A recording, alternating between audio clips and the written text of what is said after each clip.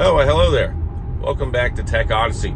So, you may remember me from other such famous videos as I went to the mall to pick up my iPhone 13 Pro last year, and 2020's Academy Award winning, I went to the mall to pick up my iPhone 12. Let's hope we have similar success this year. So, headed to get to the iPhone 14 Pro. Super excited today. Why is that?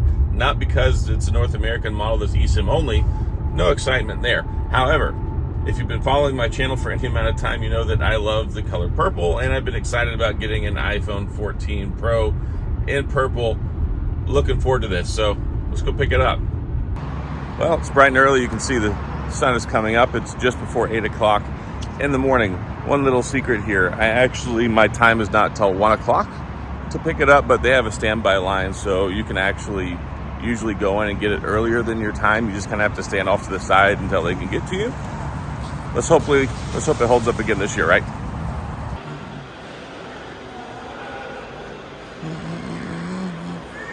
Easy peasy, lemon squeezy. So I got my 512 gigabyte iPhone 14 Pro, and I got my fancy purple case. I think it's called like elderberry. Yes, elderberry. The silicone case. So let's go home and unbox these. Exciting times. We got the iPhone 14 Pro in the Tech Odyssey studio. As I previously mentioned, I got the deep purple version, 512 gigabytes, because of course I use this to record my videos, and I got the elderberry Apple Silicone case. Let's unbox them. Alright, here's our iPhone 14 Pro, deep purple, 512. No need for an unboxing tool because of course they have these little pull strips. Pull those right off, and when we get to the phone, ta-da! There it is, the moment we've all been waiting for. The deep purple iPhone 14 Pro. So I've been looking forward to this for quite some time, and I said last year I really hope that they make a purple iPhone Pro model, because I had the 12 that was kind of like the pastel looking candy purple, which I like that one, but it wasn't, the Pro model didn't have the extra cameras. Here we have it. So you have the little sticker on the front, and voila. So of course the big most notable feature here, you can see underneath the screen there, we've got the camera module, sensors, and all that for our dynamic island. No more notch. We've got the shiny, reflective fingerprint magnet surfaces on the edges and sides of the phone, which I'm not a big fan of. Another thing I'm not a big fan of course, the phone's made out of stainless steel. It is one heavy brick, which is one reason why I get the Pro and not the Pro Max, even though the Pro Max does have better battery life. It's just such a huge and heavy phone. I'm not a big fan. Cameras on the back here, the 3 camera setup, LED flash, all that stuff. These things, they just feel like they keep getting bigger and bigger every year. You always see the memes where it's taking up like half the phone. Apple logo there. Still Lightning charging port on the bottom.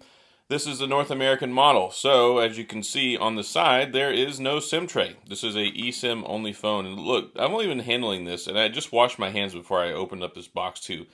If you don't have a case on it, these sides, they just get disgusting fingerprints absolutely everywhere. So let's set that up here. I've also got a screen protector. I will make a video about that later. Got the USB-C to Lightning charging cable. Of course, no Apple purchase would be complete if they didn't send you these silly stickers inside the box, which I've never actually used. Have you ever used one of these stickers before? I've never actually used one. And then this little guide. You no longer need a physical SIM card. Activate your eSIM during iPhone setup. I really hope I don't have any problems with that. We'll see how it goes because, well, I've been using a regular SIM card. Now, let's go ahead and take, right here, the case out of the box. Apple Silicone case. I always buy these. They are usually pretty durable, but the one for my iPhone 13 Pro, it did not hold up well. I actually made a video about it. This one has gone to complete garbage. The worst quality iPhone silicone case in history that I've used there. And I've had to buy 2 or 3 of them for my kids. Doesn't look like much has fundamentally changed. I do like this elderberry color though. Looks nice, complementary to the iPhone 14 Pro. Let's put it on there. We got raised protection here for the camera modules, which is super important. You place it down on a flat surface, it'll protect them. Of course, it works with MagSafe, so you're good to go there.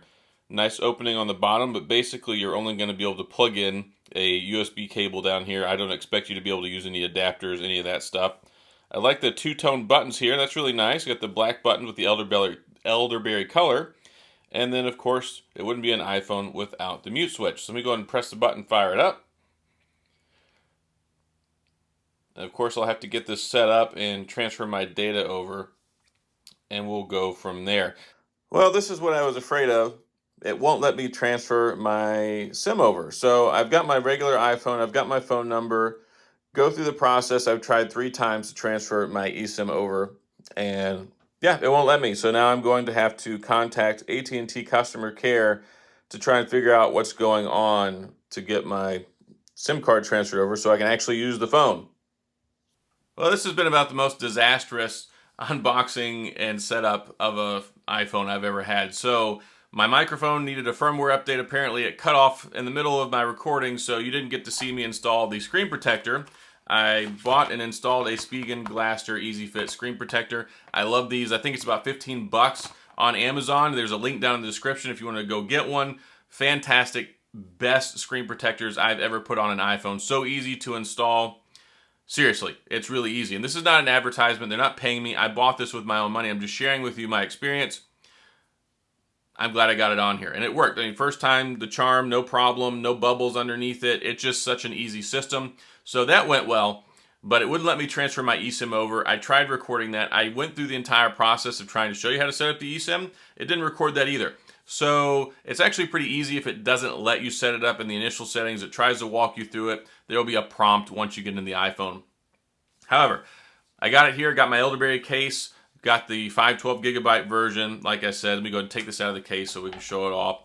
Big fan of the purple. It reminds me almost like the grape Kool-Aid, if you ever had that before. It's a really nice looking color. I like this. Some of the videos I'd seen looked a little bit more gray than purple, but that's how it was with like the blue before, where if you caught the light just right, it looks more purple, but depending on the lighting, it could also look kind of gray.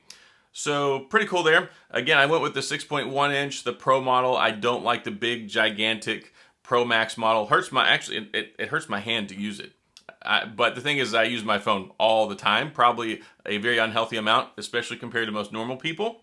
So I think that's just a reality that not everybody lives with. If you're not holding the phone for like 10 hours a day, it's probably not gonna bother you. But yeah, I'm gonna go ahead and wrap this one up. I did take one picture with it for what it's worth. I'll take another one. Surprisingly, I mean, even though it's just my face, it looks better than I thought it would. So just snapped a quick picture there real quick. Looks just as good as ever. I mean, why not, right? So no yellowing here, but of course it's not, no HDR stuff going on here. It's not outside. That is something I'm going to be concerned about. I'm going to go test this out, probably do a camera review, do a full review, do lots of other video stuff, just so you can get a good idea about the phone. And apparently you've got time to watch because the wait times on these things are horrendous. I've seen some people that went to pre-order them and they're not getting them till late October, early November. It seems like the plaguing issues of really, really long delivery times are coming back from previous phones. It wasn't so bad last year, but oh boy, the year before that with the 12 Pro series, it seemed like there were people having to wait till December. So I hope you could get one if you wanted to get one.